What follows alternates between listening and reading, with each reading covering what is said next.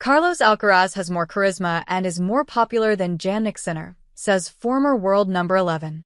Sinner and Alcaraz split the 4 Grand Slam titles between them in 2024, but it was the Italian who had the more dominant and complete season.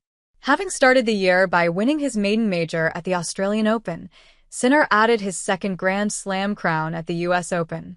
Sinner secured 8 titles overall in 2024, having also won the ATP Finals and 3 Masters 1000 tournaments, while he ended the campaign by leading Italy to a second successive Davis Cup triumph.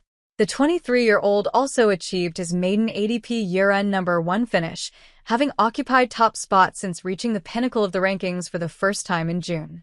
Alcaraz, meanwhile, ended the season as the world N03 after winning 4 titles: the Indian Wells Masters, the French Open, Wimbledon, and the China Open.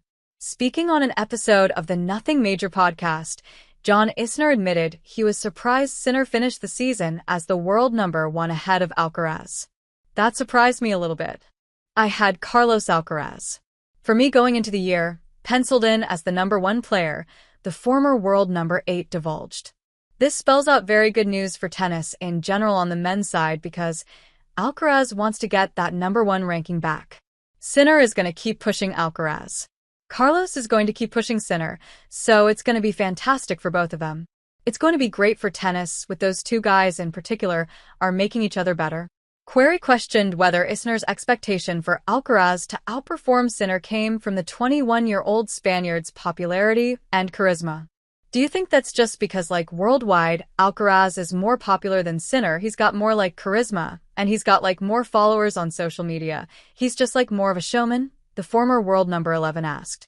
Isner explained, though, that his prediction had been based on Alcaraz's Grand Slam success prior to 2024, given Sinner had not won a major before this year. I think for me, no. I just thought because prior to this year Carlos was the one that had the slams, the American replied.